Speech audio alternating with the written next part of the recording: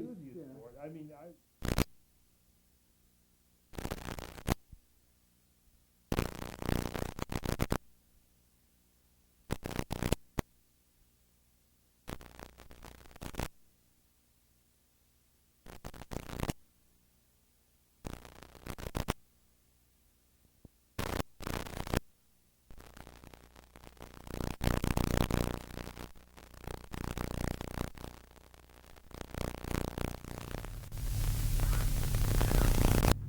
Good evening. I'm Mike Warden, and joining me tonight is well-known writer Dan Cohen, who lives right here in Fort Jervis.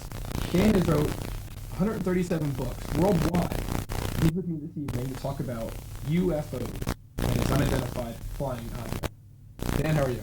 I'm fine. Thanks for coming. We're going to start out by talking about the Majestic 12 document. Now, exactly what is it? Well, it's this. This is the first portion of it. It purports to be a briefing paper prepared at the end of the Truman administration for incoming President Dwight Eisenhower about a UFO crash which had taken place in July of 1947, and the UFO had been recovered, and the bodies of some of the alien creatures that had been aboard had also been recovered, and they were being studied by the United States government, and this is all a major hush-hush secret project. Majestic 12 was the name, according to this document, given to the committee of 12 prominent individuals, like scientists, the head of the CIA, the Secretary of Defense, who were in charge of this particular investigation. This is all absolutely hush-hush stuff. Now, rumors, the UFO, what we call the era of UFOs or flying saucers, began in June 24th, 1947, with the sighting by a guy by the name of Kenneth Arnold of what he took to be strange saucer-shaped craft. Actually, what disc-shaped craft. He said they appeared to look. They moved as like saucers skipping across the water. That was his phrase. And originally they were called flying discs, and then somebody thought of flying saucers, and then after a while that didn't seem dignified or proper enough, so they began calling them unidentified flying objects, or UFOs. That's what they're primarily known as today. From the very beginning, within just a few months after the UFO business began, their rumors began to circulate that one of these things, or one or more of these things, had crashed.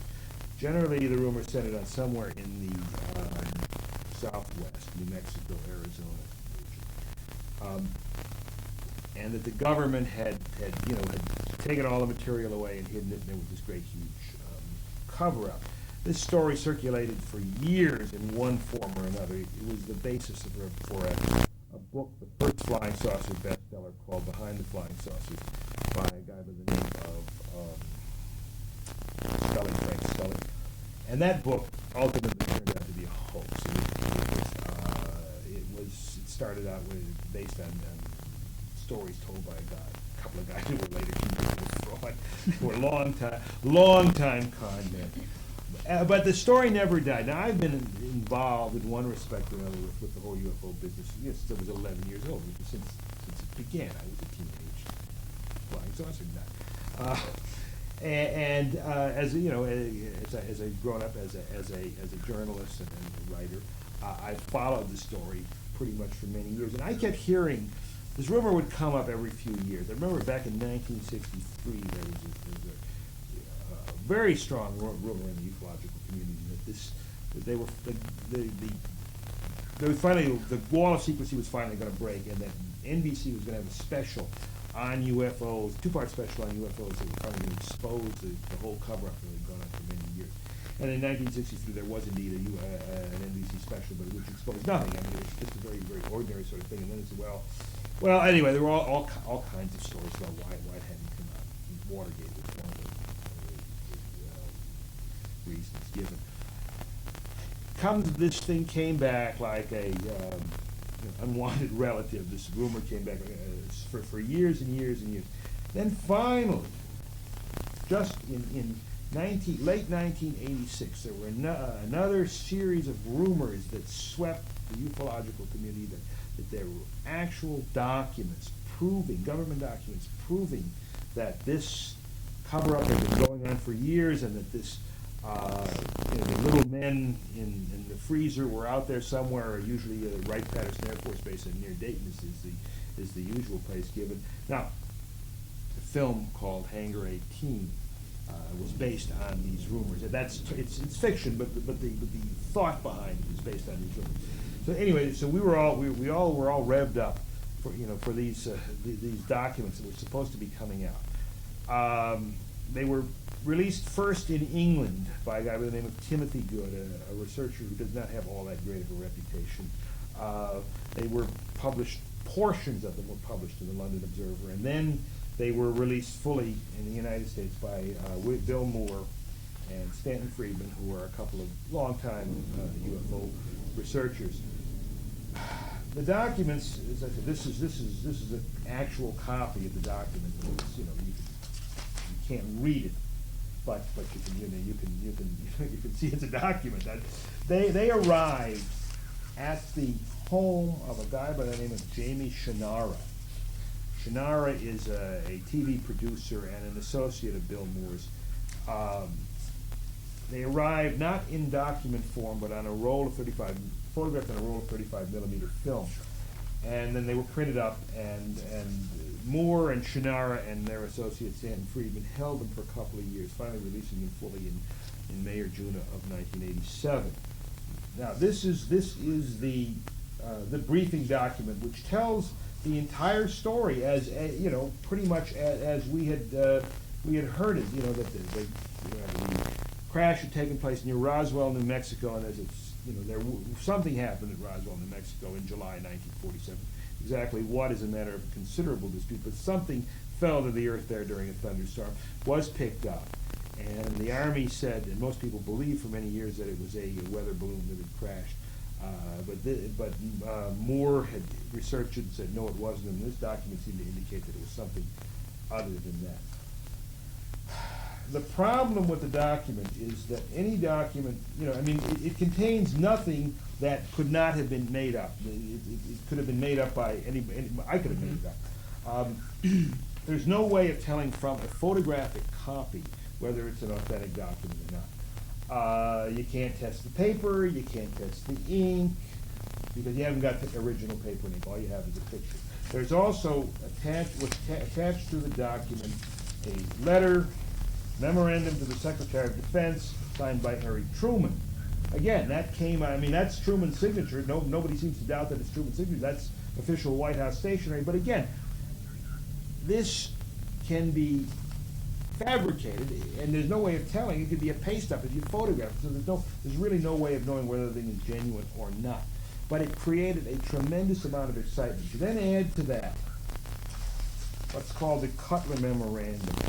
This is the memorandum, and this we have the original document for. This is a memorandum which talks about changing the time of a meeting of Majestic 12 from one time to another. It's strictly sort of a routine government document. But the interesting thing about this is that this was actually supposedly found in a whole bunch of documents which had been declassified. It was found by Shannara and Moore, who were down there looking through these boxes of documents that had been declassified in the Library of Congress. It was one of the major archives down there. Truman Library. I'm not sure the exact place, but in any event, they came up with this. They supposedly have the original document right out of these files, and there's been a lot of dispute about whether this thing is genuine or not. But this sort of focused the whole interest of the ufological community on this particular incident, or alleged series of incidents that had taken place way back in 1947.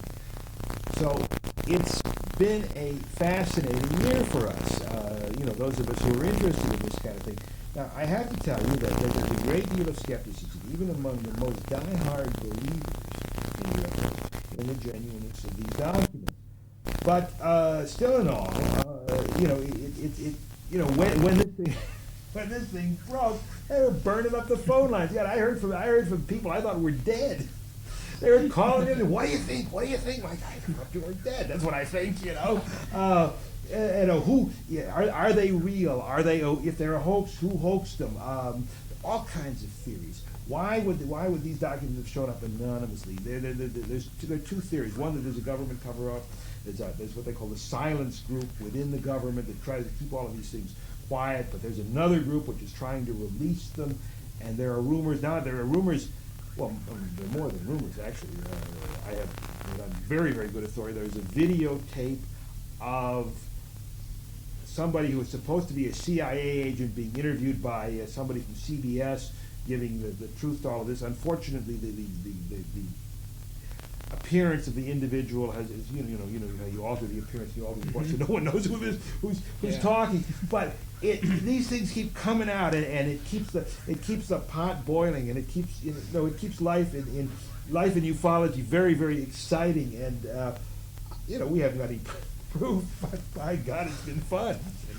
How does Senator Barry Goldwater fit in all this? Yeah, well, Barry Goldwater, years ago, Goldwater is one of those people who made a statement that he had gone in to try to find out about this, and his friend, Curtis LeMay, said, essentially, who was General of the Air Force, I think head of the Air Force at that time, said, I can't tell you about any of this, essentially, get the hell out of here. And Goldwater has been, for years, well, I won't say he was a supporter of UFOs, but he certainly was interested in the subject, and he was one of those people who seemed to indicate on the record that there was more to the government investigation than in fact had ever been released publicly. The list, for anybody who's old enough to remember this era, the list of the people, of the Majestic 12 people, is fascinating. MJ1, the man who's the head of it, is a guy by the name of Hillenkotter, Admiral Hillenkotter, who was at that time head of the CIA. And right after Hillenkotter retired, he then joined the National Investigations Committee for Aerial Phenomena, which is one of the pro-UFO groups. Another name on this list, aside from a number of distinguished scientists of the era, is a guy by the name of Donald Menzel. Donald Menzel was a Harvard astronomer. Menzel was the most outspoken scientific opponent of UFOs at that particular era. In the 1950s and the early 60s, he was furious on the subject. I'd corresponded with him a couple of times. He'd get very, very angry. And the idea that Menzel would have taken part in the cover-up has created all kinds of excitement. And Stanton Friedman, who researched Menzel's life, said that Donald Menzel was leading a secret life. He really was an undercover agent. He's got something coming out called The Secret Life of Donald Menzel, which I very much look forward to reading. But I haven't seen it yet. So we shall see. We shall see. All right, we're going to take a short break now, and when we come back, we're going to look into just what UFOs look like.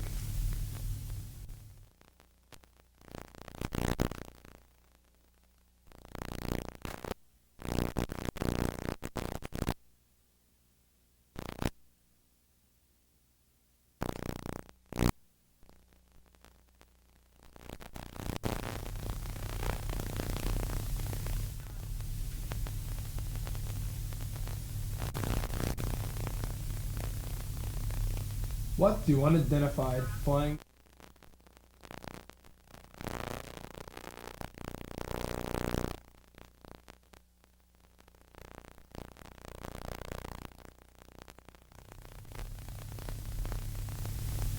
What do UFOs look like? Well, the original shape was round. In fact, the original terminology for UFOs, even before flying saucers, was flying disc. That's when Kenneth Arnold wrote his first article for Fate magazine. He called I saw the flying discs. So they were round, and the first pictures of them were round. Well, actually round with a little sort of cutout in the back. And in general, most of the sightings were of round objects. You know, the classic, of course, being the mothership from Close Encounters of the Third Kind. That comes right out of you know, of UFO lore or UFO history or something like that. Of course, there are a lot of other shapes that have been sighted. When most people say I've seen a UFO, in fact, we were just right. I won't mention which staff member it was down here that I was talking to, but we were discussing before we came on camera what she had seen, and she said it was 5 lights in the sky. Now, most people, when they say that they've seen a UFO, what they've seen is a mysterious light in the sky. They can see no shape behind it. The problem with that kind of a sighting is, no matter how dramatic it is, there are a lot of things that can be lights in the sky. I've seen lights in the sky. Maybe they're stars or planets seen under unusual circumstances. Maybe they're the windows of spaceships. Who knows? But lights in the sky are not the greatest kind of sighting to have, although they're by way far and away the most common. What you're really looking for is some kind of a shape, and that's where. And I would suggest that the most common shape that people have seen is a roundish object with an array of lights around the side, red, green, blue sort of lights around. So this is probably the most common. But again, there are all kinds of other variations. It's very often the cigar shape, you know, the old Buck Rogers rocket sort of thing. Right before the UFO era actually began, there were a whole series of sightings in Scandinavia of these cigar-shaped objects. They were called the ghost rockets. This was, you know, late 1946, early 1947, before the Kenneth Arnold sighting. Earlier than that, way back in 1890, I mean, you know, UFOs, people have been seeing strange things in the sky forever. Read your Bible, read Ezekiel, and Ezekiel's wheel, and that description, which is I mean, it's very difficult to make much out of it from you know, the pictures of it, but it's a very, very strange aerial object with faces and wheels and all kinds of things. Then, you know,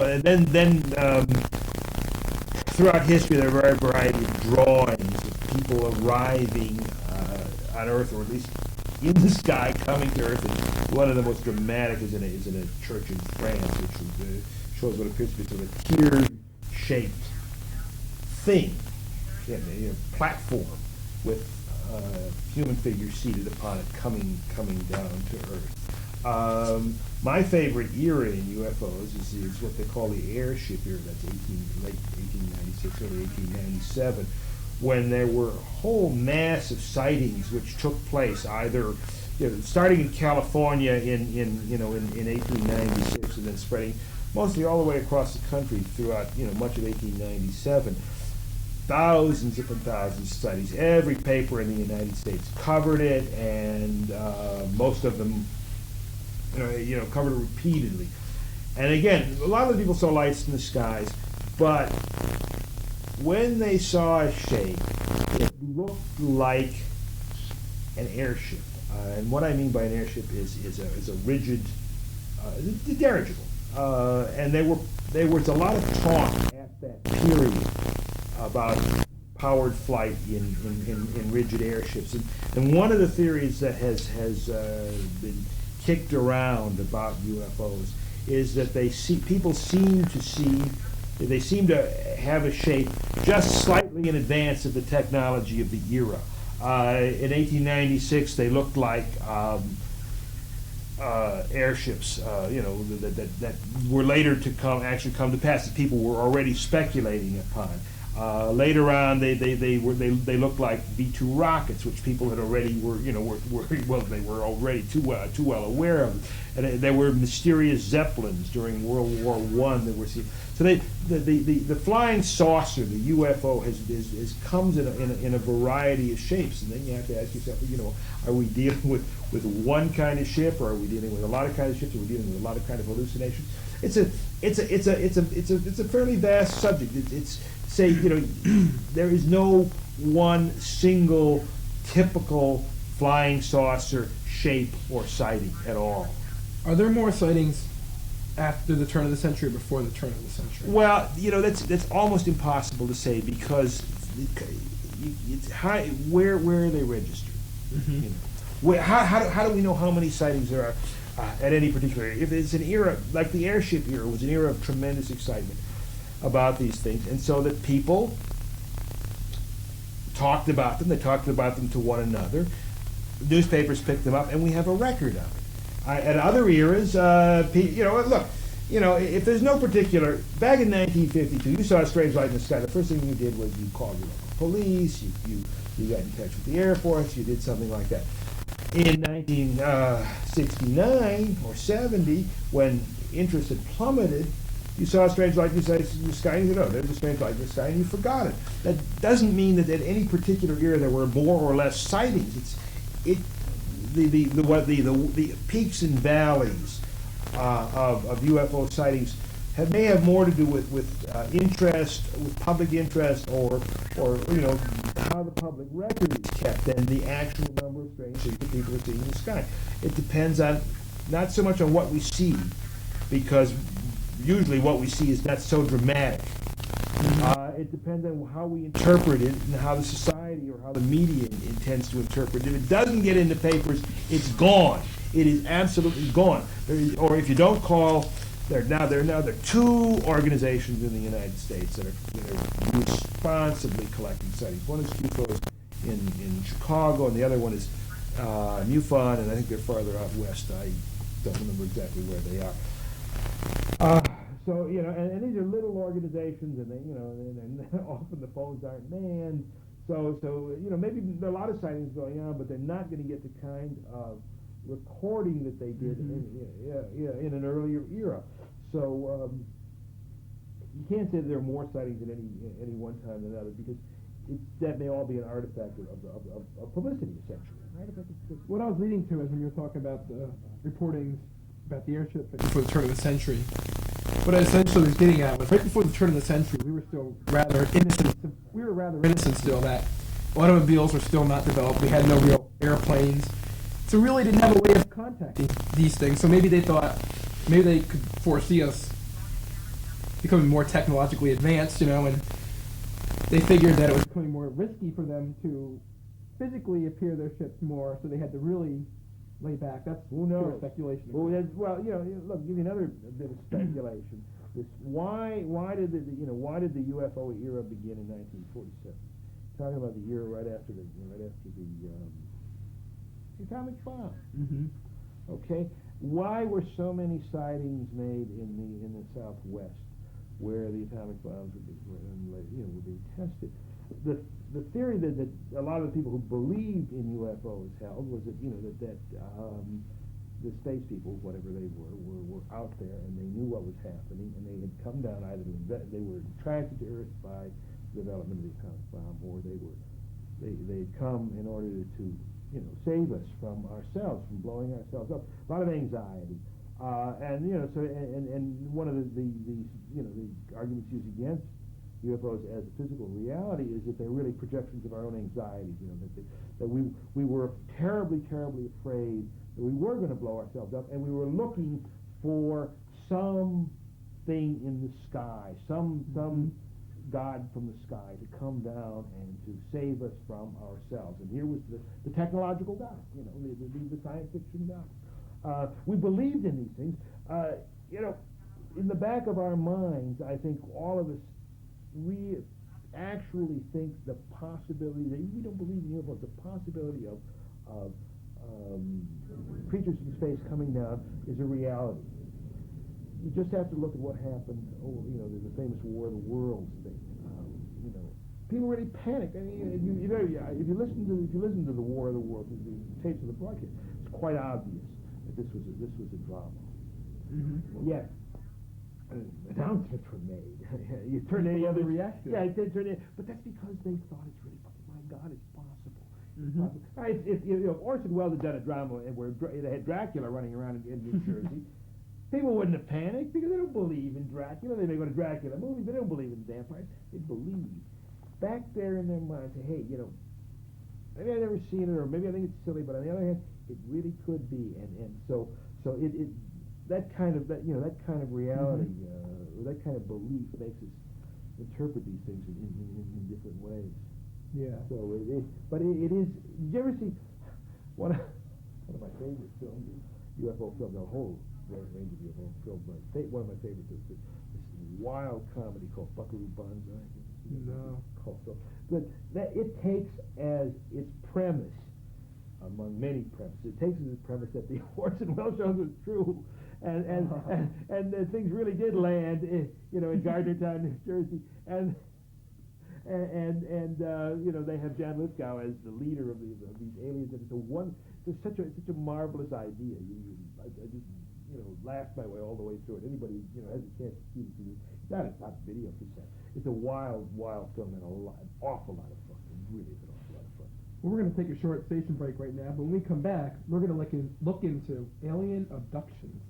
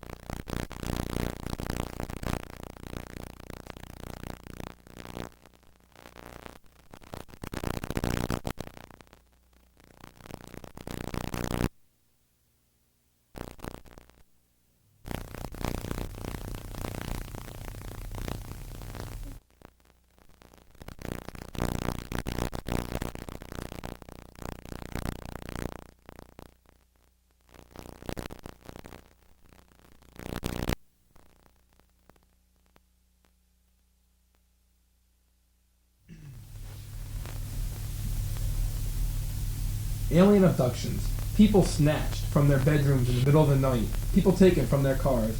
Just exactly what are they? And who are the people that take them? Dan, can you elaborate? Yeah, well, the alien abduction idea it began with go back again to, I hate to go into so much history, it shows my age, but I've been with this a long time.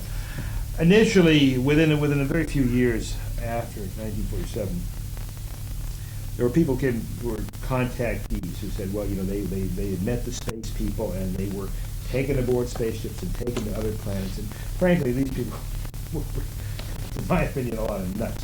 I remember meeting one guy named Woody Derenberger. He was from someplace in West Virginia, and he was taken to the planet Lanulos, which has to be the dullest planet in the universe. It's exactly like it is here, except just nicer. That's all, just nicer. Did a radio show with Derenberger, and he said that he had these 11 or a dozen people who were could confirm his story of getting on his spaceship and everything else from his hometown, and they was going to confirm it. This was on one of the all-night radio New York shows. They used to do a lot of it. And he made me, and he said, I didn't believe it. But he said, I've got this dozen people, and bingo, we were off the air. And here he left hanging this statement that he had a dozen people. And I kind of chased him down. He ran out of the studio. I chased him down. Finally found him, located him the next day in a New York hotel. I said, look, you got to give me the names. You want to check this thing out. I was working in Science Digest at the time. So I got the names of a dozen people, and I wrote all of them. 3 responses. One of them was a phone call from a guy who said, "Is that lunatic still using my name? If he ever comes back to this town, we're going to lynch him." 2 others, one was from the radio station, the other was from the newspaper, said, "Hey, we don't know anything about this. We just reported what he told us." The rest of the people either did not respond or we got back responses, which letters stamped no such address. So this, I kind of concluded this is not a true story. Yeah. But those are the contactees. But the abductees, that began with the case of Betty and Barney Hill. And it was, I believe, 1959, 1960, 61 when the actual abduction or the incident took place. Betty and Barney Hill were a couple from Portsmouth, New Hampshire. They'd gone to somewhere in Canada on a vacation. They were driving back through the White Mountains, near that area, which you know, the old man of the mountains. It was night, and they were driving by that area. Betty saw a light in the sky following them. They stopped the car. Barney got out and looked at it with binoculars. It seemed to be a bright light. They drove on a little farther, and there seemed to be something seemed to be up ahead. There was a bright light up ahead, and they stopped the car. Barney got out again, and and then it was 3 hours later, and they found themselves driving, 20. They weren't exactly sure where they had stopped the car, but they knew that there were something like 2 to 3 hours of missing time. Over the next several months, they began to be troubled by nightmares, particularly Betty and Barney. They began, serious nightmares and other kinds of physical problems that they thought were related to something that had happened at this particular moment. They ultimately went to a doctor, Dr. Benjamin Simon, who was a psychiatrist, a Boston psychiatrist, who hypnotized them separately. And in the hypnosis, it came out this story of what had happened is they had stopped the car, then they had driven on a little farther, and then the car had been stopped by little alien creatures standing in the road. They were the aliens that we've all come to know and love. The little bald, big bug eyes, slit mouths. Yeah, that fella right there. This is from an entirely different book, but that's the image. That image comes initially, right? Yeah, that image comes initially from Betty and Barney Hill. That was basically the kind of creature that they were going to see. They were taken. They were sort of paralyzed. The will was paralyzed. They were taken aboard a craft. They were given what really has to be kind of a degrading physical examination, and a needle was. Betty had a needle stuck in her stomach, and that kind of. Yeah, I wanted to mention that when they did that, they had told her that was a pregnancy test. Yeah. And she said that on Earth it wasn't. And then, some years later, that was when that pregnancy test did come out? Yeah, I mean, of course, how could that be proven? Right, but the other thing was that as she was getting off, she said she saw a star map, and later that this map, there was a whole story about how she drew the map, and then people interpreted it as being coming from a particular planet. But the point was that this was the story as they told it, and it was written up by a guy by the name of John Fuller, a writer who was then working for the Saturday Review. Was serialized in 2 parts in Look magazine, now defunct. Made quite a splash, because for one thing, the doctor who did it was a very reputable man. Now it must be emphasized, and this is included in Fuller's book, which was called The Interrupted Journey, that it was Simon's opinion, Dr. Simon's opinion, that these people were telling the truth as they knew it, but that in fact the event had not happened. That what had actually happened was that, what actually happened no one really knows, but that the story of the abduction had come to Betty in a series of dreams, and that she later communicated these to Barney, and they had come to believe them, subconsciously come to believe them. This was a shared fantasy. That was the doctor's opinion. That was not, however, the impression that the book left, and it is not what a lot of people believe. But when it first came out, it was believed by most people in the ufological community this was an isolated case. Even if they, even those who said yes, it was true, they believed it was a very isolated case. However, over the years, that book came out in 1966, and over the years, hundreds of other people, hundreds of other people have come forth with similar stories, some very elaborate. A woman by the name of Betty Andreessen had a whole very elaborate story about being taken aboard this spaceship and seeing all kinds of strange creatures and marvelous things, and having all kinds of information communicated to her. That was also the quite popular book called The Andreessen Affair. This was the basis for The Andreessen Affair. And more recently, of course, for a book by Bud Hopkins called The Intruders, and for the #1 paperback bestseller at the moment, Communion, was written by Whitney Strieber, and the incidents that Stryver describes, and it's a very complicated series of incidents. It's not just a single incident. It's a whole thing which goes throughout his entire life. And many of the abductees report strange experiences from the time, from earliest memories to much more recent ones. The thing that Stryver is, I won't say he's a local boy. He's from Texas originally. He was born in Texas, lived in New York. However, the key incident in his book took place at his cabin, a fairly elaborate cabin as it is described, in near Acord, New York, which is not all that far from here. I think he was at least partly influenced by a series of Hudson sightings in the Hudson Valley. Took place in the early '80s, right? For a number of years. They're given the name the boomerang sightings because there were lights in a sort of a triangular shape. There's some things about Stryver's book which disturb me and disturb other people who are interested in this. Whitley Stryver is a novelist. He's written a number of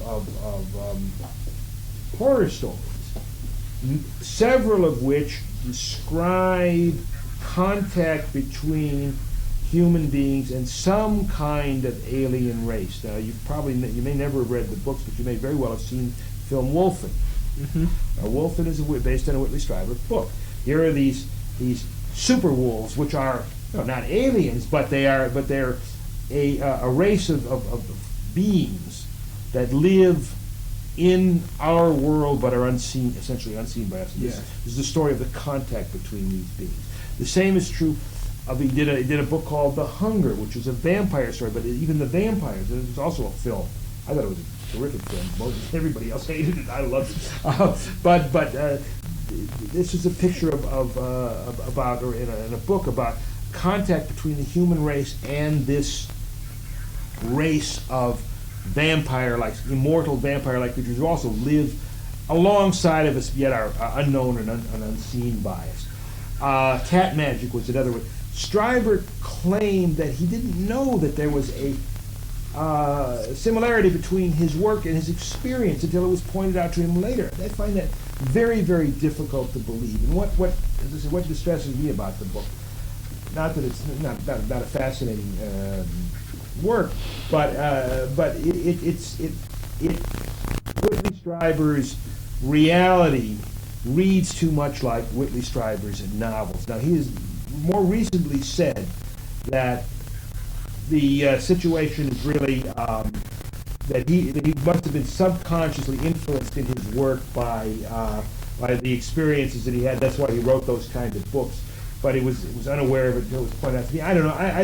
Anyway, I find I have a lot of problems with that particular thing. The other popular book on this at the moment is a book called The Intruders by Bud Hopkins. Hopkins was one of the people who Stryver contacted. He's an artist, but he has gathered around him a group of people who claim to be that they were abducted. And the stories they tell are extremely unsettling. I mean, this is when, from the early days of the Space Brothers, who were the early contactees, to the stuff, the Shirley MacLaine stories of friendly aliens. Mm-hmm. The aliens that both Stryver, well, not so much Stryver, but certainly who were contacting or snatching the people who were talked to, who Bud Hopkins has talked to, are not friendly at all. They're mean and they do real unpleasant things to people.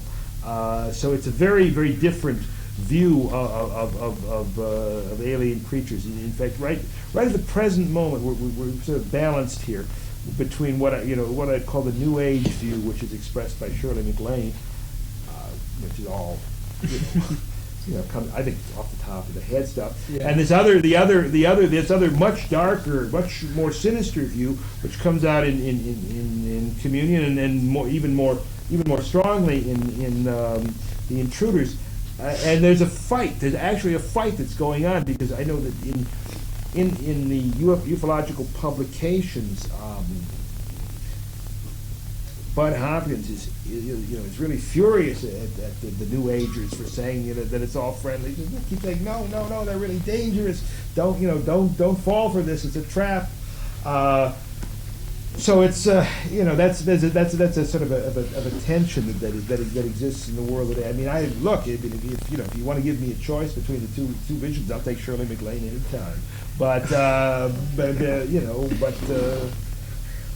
the basis of sounding like a promoter here, I take the opposite view. I don't even know the guy, but I think everybody should read the book. I mean, not to promote the book, but it's his. I don't want to say go out and buy it, get it, but read it. Library, I'm sure, has it. It's the book. Actually, I found it interesting because when he is suggesting whether or not it's fact or fiction, he is suggesting that these things, they followed him to Europe when he went to film school. When he was growing up, and he used to travel a lot to relatives in Texas, San Antonio, to upstate New York, where they seem to follow him, and he seems to have his young son seems to have, although his son didn't know they were aliens, he told his father that little doctors took him out and examined him on the front porch, and the incident that sparked him was December 26, 1986. That's when all this began pouring out of him, although he didn't understand it until hypnosis. Yeah, right, and that was hypnosis through Bud Hopkins. Uh-huh. His story really is very, although somewhat more elaborate than the stories told by others. It's really very typical. It's this idea of a lifelong kind of experience. Now, Betty Hill, who I talked to a few years ago, had never claimed to have had a lifetime of experiences, UFO experiences. But afterwards, after this incident, after Barney's death, she has since claimed all kinds of contacts. And I don't know what to make of the stories. Yeah. Really kind of. They're hard to prove. No, they're hard. They're impossible to prove. There's no physical evidence at all. And I got the impression, for whatever it's worth, that she was dead honest. She was telling the truth as she knew it. But those words, "as she knew it," are real big, and and they mean an awful lot. Now, what Stryver has done, and I hope it doesn't become standard for office. I really don't. He has a lie detector test in there. Yes, and he has a sanity affidavit. My God, I hope we don't have to put out books in the future with sanity affidavits, because I know a lot of writers, including myself, may be in some trouble. But I think what he's trying to do is establish his credibility, and he's actually protecting himself. But of course, polygraphs, as we know, they're not completely reliable. In the courts now, people are arguing them, and so is hypnosis. Hypnosis is very suggestive. Yeah, it is very suggestive indeed, particularly in this sort of regression stuff. Because there have been experiments where people who never claim to be abductions, you put them under hypnosis, and they'll give you a wonderful story. Oh yeah, they'll give you a great story. That's the way hypnosis works. So hypnosis is a very, very, even people who are very much into this are beginning to look very suspiciously at the hypnotic recall that is so much a part of so many abduction stories, because we do tend to fantasize, under hypnosis, and it is possible that the Hill case, which was so well publicized and had such a powerful impact on the American public, has become part of all of our psyches. I mean, if we are put under hypnosis and asked to say, hey, you were abducted by a UFO, what was it like?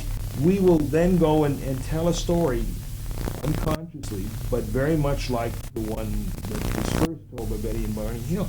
That's at least one of the possibilities. I don't know what to make of it all. The problem with all of the abduction stories is that they don't come away with anything. They haven't. Betty Andreessen, one of the abductees, said she was given by a blue book by the aliens, a blue pamphlet, disappeared.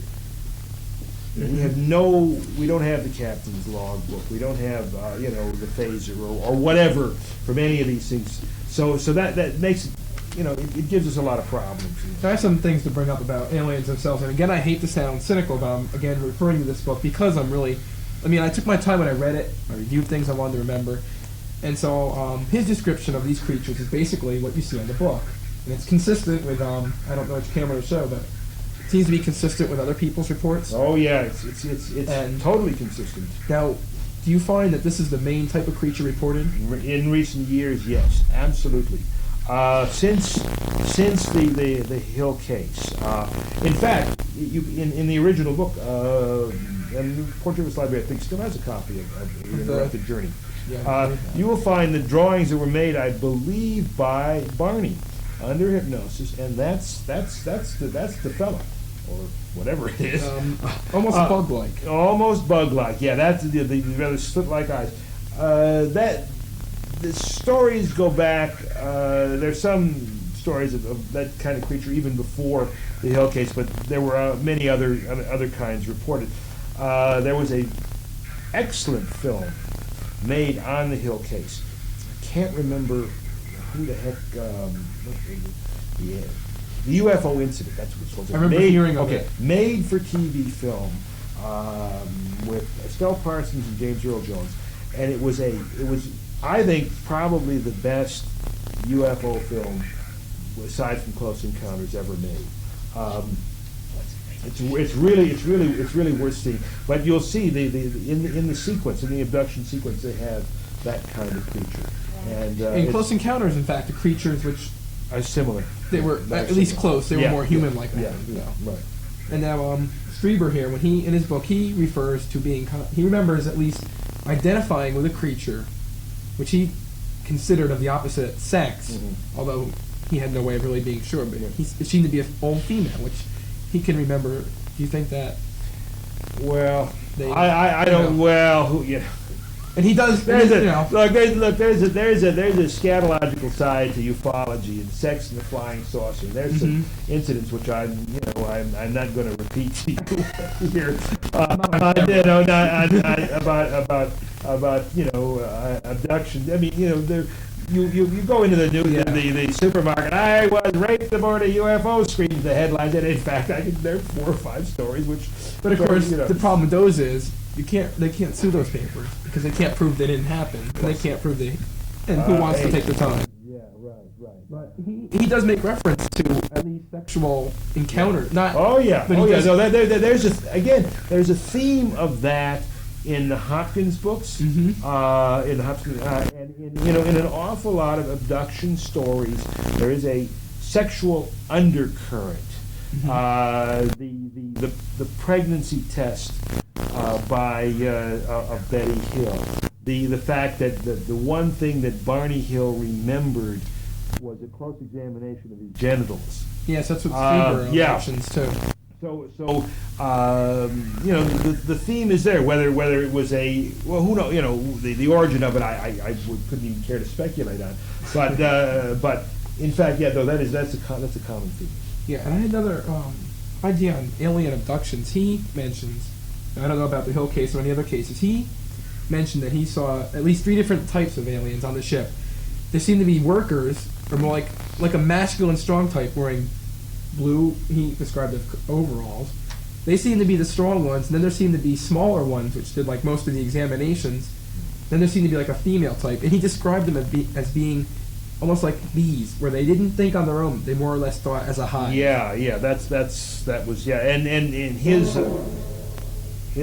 theory that they were afraid of us physically because we were so much physically stronger than they were, which is a very that's not usual in UFO abduction stories. Usually in the abduction stories, the aliens are portrayed as being very strong, either not physically strong, but they can paralyze you, they can make you whatever their will is. They can bend you to it. Whereas here, there's this element of fear on the other side, which is just not a common part of abduction, which I incidentally found the most fascinating part of the book. Yeah. And we're going to go to a short clip here about UFOs, and when we come back, we're going to talk about theories of why they might be here. Stay tuned. Access 8.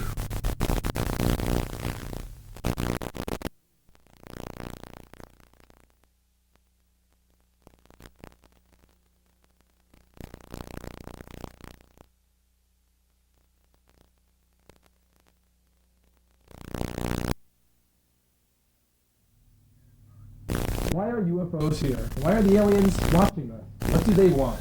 Right now we're going to look into some theories of speculation. Yeah, well, the first question you have to ask with UFOs, we've been doing a lot of talking, the first question you have to ask is, are there really aliens here? Is this anything other than a combination of fears and misinterpretations and hoaxes and so forth? And illusions. And illusions. Mm-hmm. And you really can't answer that question.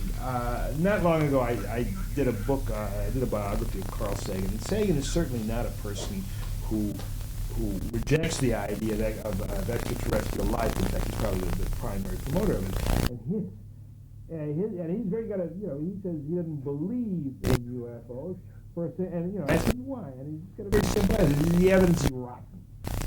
And it is actually. It is. We haven't got the kind of solid evidence that we would need to prove the thing. Yet still, we've got all these stories and we have all these beliefs, and at the very worst, it is not harmful to speculate, as we're just about to do, as to what may be going on, because I think it is a great thing for people to think about these things. And they think about the cosmic expanse, and it expands the mind. Now, obviously, if suddenly you say, "Oh my God, they're coming," and you hide under the bed, I mean, wait, that's not such a great idea. But to consider the possibilities and to look more carefully at the sky, hey, there's nothing wrong with that. Even if it's maybe we're all wrong. Maybe this is nothing, but. Let's speculate on it. Mm-hmm. The first area of speculation is historically was this. We had discussed this in an earlier segment. The idea that the aliens had come to Earth after we developed the atomic bomb in order to save us from ourselves. The name that they were given at that point were the Space Brothers, and they would come down to help us. They haven't done it. Well, they haven't done it. But on the other hand, that it's certainly that we haven't killed ourselves. We haven't even tried. Well, maybe they're doing something out there. Later on, when the theories of the books of Eric Von Däniken became very popular, the idea that this was not something which had begun in 1947 when we suddenly just saw the UFOs first got their name, but rather the visitations have been going on for thousands of years.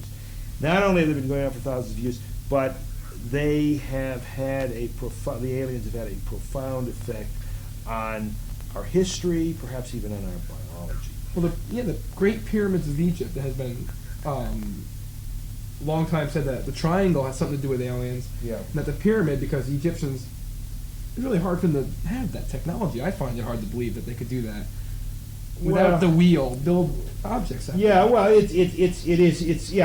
hard to believe, but having just done research on the pyramids, it's not impossible to believe. What you really need is an awful lot of patience and a lot of guys who are willing or forced to drag 2-ton stones a very long distance. It's possible, but again, that's one of the things people look at the pyramid and say, "Wow, how could they have done that?" And they begin to speculate on the possibility of alien intrusion, Stonehenge, the Nazca Desert, these drawings in the desert. Yeah. Why did they build them when they couldn't see them? The only people who could see them were from an airplane, and there were no airplanes except maybe they were coming out of space. I remember one of the very fascinating moments that I had. I've seen all the Nazca Desert is crisscrossed by these lines, and they've always said these are landing fields for spaceships. And the first time I saw a televised shuttle landing at Edwards Air Force Base, and it came down on the ground, and the ground in the base is crisscrossed by all these lines. It looks exactly like the Nazca Desert. And I'm thinking to myself, my God, that looks like the Nazca Desert. And then I suddenly hear Walter Cronkite's voice saying, that really, that thing coming in, it looks like that place out in Peru where they say the spaceships land. Well, anyway, that's one of the theories that. Well, just to interrupt you a second, sure. Isn't there hieroglyphics in Egyptian lore that do show strange objects? Oh yeah, practically everything in hieroglyphics looks strange. Oh yeah, but Yes, yeah. In fact, yes, yes, there are, and there have been, been objects found in Egyptian tombs which may or may not be indications of an advanced technology. A lot of speculation, a lot of argument, in that particular area. But then there comes the idea that not only there's an ancient Sumerian story of a creature came from space called Onanis, sort of a half fish, half man, who came down and then taught the people, the Sumerians were the first known civilization who taught them agriculture and advanced them essentially beyond the level of the savages. Well, another one of the ancient astronaut theories is that the space people came down and then they gave us, imparted to us the knowledge to suddenly burst from the nomadic life into civilization, a process which seems very compressed in history. Mm-hmm. It happened very quickly. And then we get into something a little bit more speculative, the idea that there was some kind of biological manipulation that was going on, that there was some sort of, that at some point the space people took a rather odd-looking ape and did something to its DNA and produced us. And of course, that doesn't go. That theory doesn't go over well with people who don't believe in evolution. The diehard Bible people who are creationists. The creationists. Let me tell you something. It doesn't go over real well with a lot of paleontologists either. When you think about it, the dinosaurs were on the Earth millions of years, and they actually didn't evolve much. I mean, they were still relatively stupid creatures. They were around for 150 million years. Well, what? Yeah, we haven't been here nearly as long. Look at us. That's what I mean. Well, yeah, I don't know. We'll see. We're fairly intelligent. Give us another 148 million years, and we'll then be able to compare ourselves favorably to the dinosaurs. But the point is, there seems to have been a very rapid development in an evolutionary sense of the human brain. Whether this is strange or unnatural or not is something, again, there's a good deal of speculation on. But certainly one of the theories is that there was some kind of biological manipulation that went on at some point a few 100,000 years ago or a million years ago, whatever the date may be given. Now, what happens when you go up to the present day to these abduction stories? Many of the stories that have been told, some of the stories that have been told, say that what the space people have done is steal or human biological material and cross it with their own by some method, some scientific method which is unknown to us, and produce a hybrid human alien creature, which is very beautiful, which is more robust, physically robust, and yet still more intelligent. And some of Bud Hopkins, some of the women, abductee women who have been hypnotized by Bud Hopkins have claimed that they have actually been shown their own space children. I have a lot of problems with that, but we're speculating. Now, this is certainly one of the theories that takes place. And then you go into the star people theory, and that's and the idea that there are on Earth now, right among us, people who have, maybe you, maybe me, who knows, who have alien blood in our veins. That's not what it is, but have some kind of alien background. And I'm not talking about a green card here. I mean, I'm talking about stars. So we have, and that now we are beginning to emerge. Some of them, some of us, some of them. I mean, it hasn't happened to me yet. But suddenly these people who have got this alien background, and there's some sort of biological time clock in them, and they're suddenly beginning to emerge and recognize one another, and at some point they are going to get together and not take over, not in a violent sense, but it will be better for all of us when this kind of thing happens.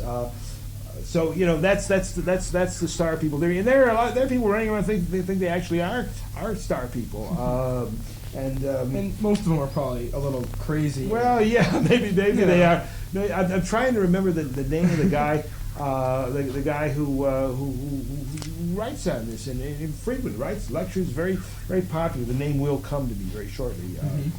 Probably after the cameras are off. But yeah, but there's a book called the Star People. His wife's name is Francine.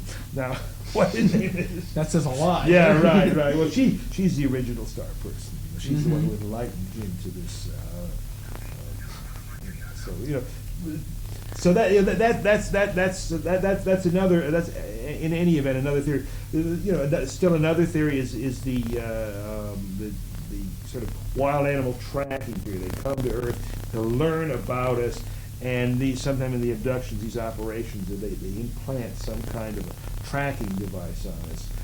Or they follow us throughout our life, just as we would similar to what we do to to a abandoned bird, or a black-footed ferret that has a rare black-footed ferret that has a collar on it, so we find out how they live, or a polar bear. Where do they go? What do they do? That is supposed to account for the repeated contacts between the aliens and certain individuals. They want to find out how it comes out. Now, you begin to wonder, after all this time, wouldn't they have figured it out? I mean, but then we get into the idea of speculating on what this extraterrestrial alien mind is like.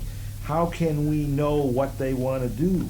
What is meaningful to them? Why do they do strange things? But we don't understand the mind. So even that becomes a difficult question. And then these are the more or less conventional theories. Then there's the really radical. Yeah, then they're the really radical ones. The ideas of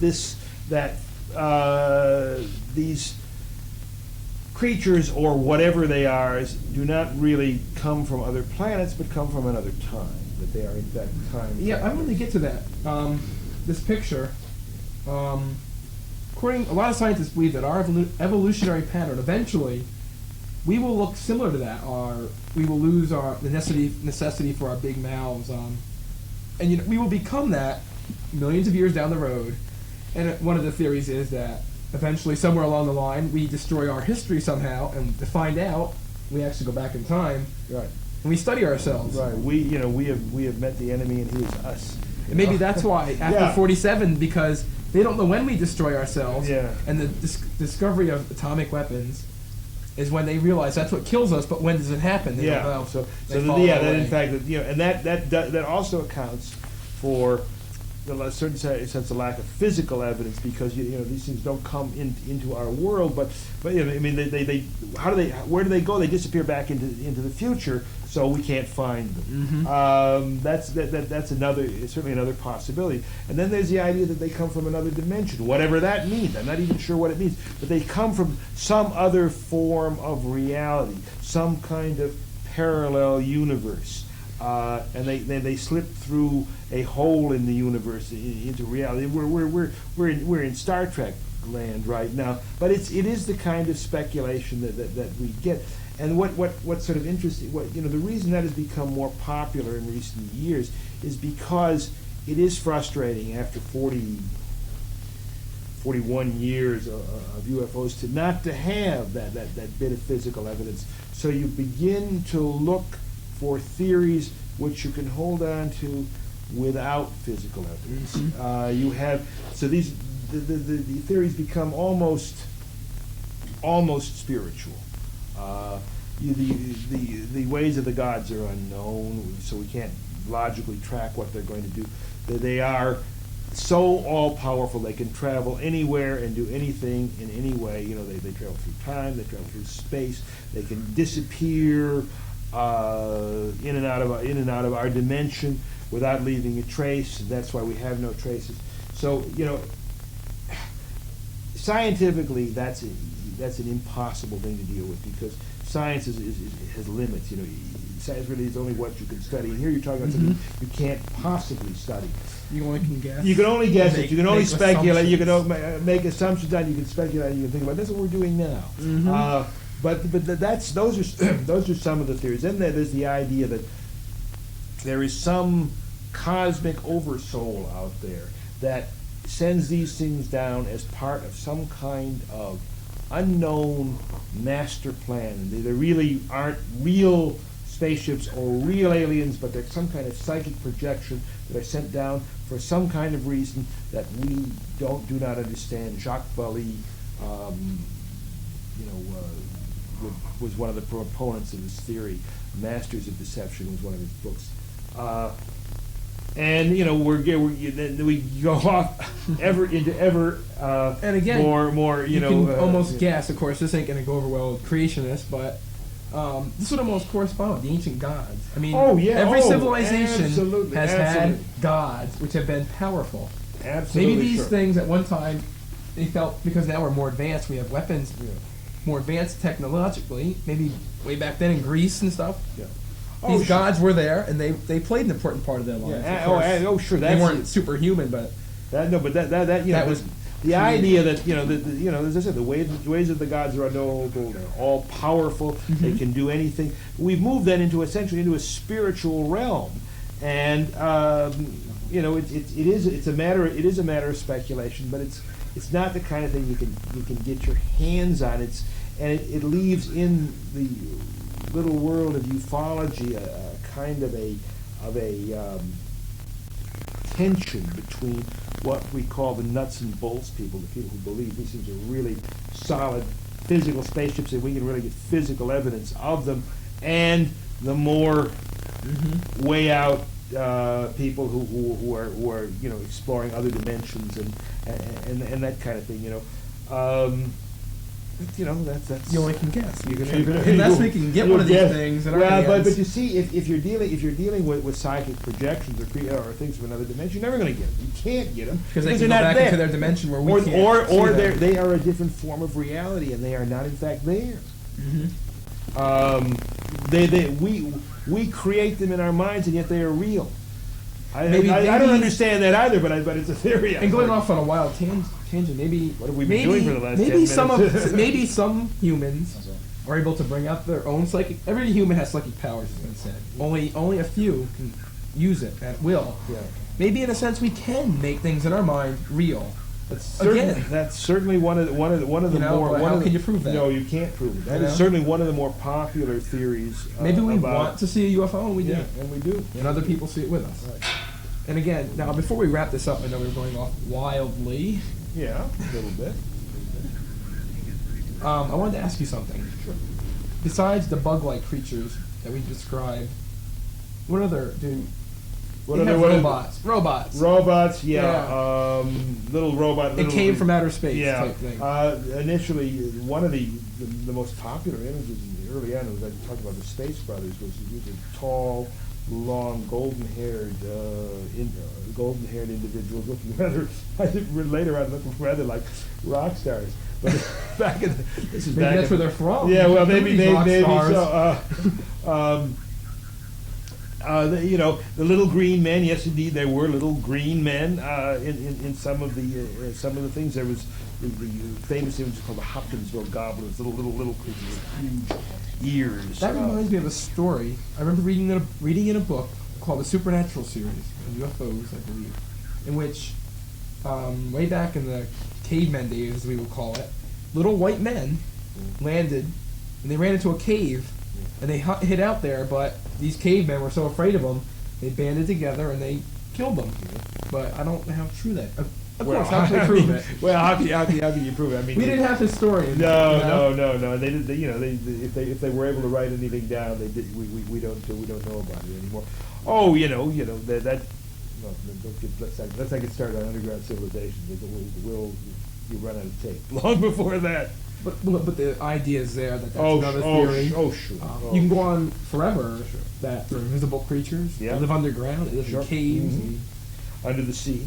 Mm-hmm. That was one of the another one of- theory. one of of- oh, that was a Atlantis. very popular theory with Ivan Sanderson. There were bases underneath the ocean, because a lot of them were seen rising out. UFOs were seen rising up out of the ocean. And the ocean is very deep in some locations, over miles, and Oh, you yeah. can't go down there really. Or the Well, point you is, why can't- would you we can't- want yeah, to? well, you really can't. Now, they've been done. Well, the with. Titanic was 2 miles away. Yeah, We so spent our money. If you can find that, you might be able to find a space base under the ocean. Again, And you go we're off wildly, and Right. everything seems to link up, though, if you really think about it. You can find a well, connection between everything. you can indeed find a connection. Whether the connection Oh, is, yeah. is real or worthwhile is another matter. But yeah, you can link it all up, all together in one great and grand theory, which may be just so much earwash. I was going to ask you. You were mentioning how UFO sightings seem to boom at one time and go down another. Do you think movies play an important part? The way they're portrayed. I would have thought so. I would really have thought so at one time. But when Close Encounters came out, it was 70. What was it? Well, whatever it was. I don't remember what it was. 79. It must have been around. Yeah, right 70 after Star Wars. Yeah, right. 78, 79. But anyway, which was it's an absolutely marvelous film, and it had all of the elements of ufological myth, if you want to call it that. It's what we all believed. It was all in there. It was beautifully done. Enormously popular picture. Millions and millions of people saw it. And we sat back and confidently awaited a great surge of sightings, and people were going to see them coming out of the sewers, Didn't happen. Absolutely didn't happen. Millions of people went to see the film. They enjoyed it. But there was no upsurge in sightings, and I would have predicted the exact opposite. So no, I don't. I do not think that films have that kind of impact. And I don't know why, but I don't think there's certainly no indication to me that they do. Certainly not from that very dramatic example. Now we're gonna wrap this up just a second. What is it? A close encounter of the third kind is actual contact. Yeah, as actual contact. What are the other two? First close encounter an encounter of the first kind is sighting, a simple sighting. An encounter of the second kind is a sighting of the UFO also, and of the pilot, so to speak. But a close encounter of the third kind is actual contact with. Is there any other counters? No, I think that was a hierarchy of encounters that was the phraseology comes from J. Allen Hynek, Dr. J. Allen Hynek, who was one of the really important figures in the whole history of UFOs.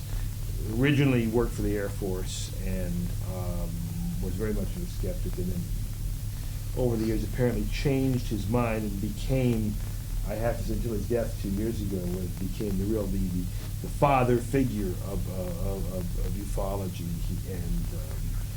He was the most loved and respected individual in ufology. And he gave Steven Spielberg not only the title, but he gave Spielberg a lot of the incidents which were incorporated into the film. And if you see the film and if you look closely, there is at that climactic scene where the mothership is coming down, there's this great crowd of scientists on the ground.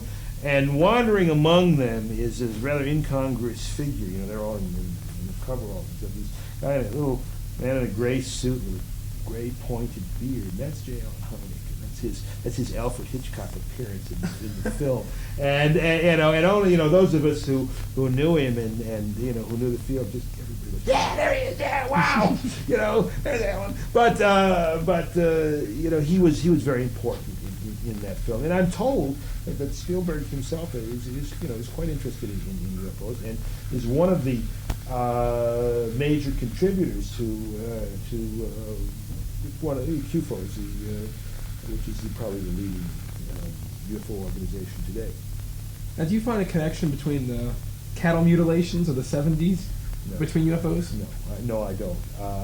The cattle mutilations is an area that I think has been reasonably well investigated, and we discover that what you're looking at primarily are predators. Some of them were found like dropped from a height of at least 30 feet in the ponds or in the. Yeah, not really. There are a lot of stories of that type, but in fact, when you go into them, you can't believe everything you read in the newspapers. When you look at these things a lot more closely, you find out there's a tremendous amount of exaggeration. Makes the story more interesting, right? It sure, a cattle was found cut up. It sure does. But there really been some pretty careful investigations of the whole cattle mutilation thing. And that's a story, by the way, that's a kind of an incident that recurs from time to time. You can go back 100 years and find stories of cattle mutilation. Yeah. Well, I thank you for talking to us about UFOs. In the future, we're going to deal with other unexplainable occurrences, such as monsters in the area. I know there's a Delaware River monster. Quote. Bigfoot, maybe. Whole thing about ghosts, creatures, vampires. Only the future can tell, and we can look into that too. So this is Mike Warden. This is Dan Cohen, local writer. I suggest you read his books because they're fabulous. Thanks for coming, and we hope to see you soon.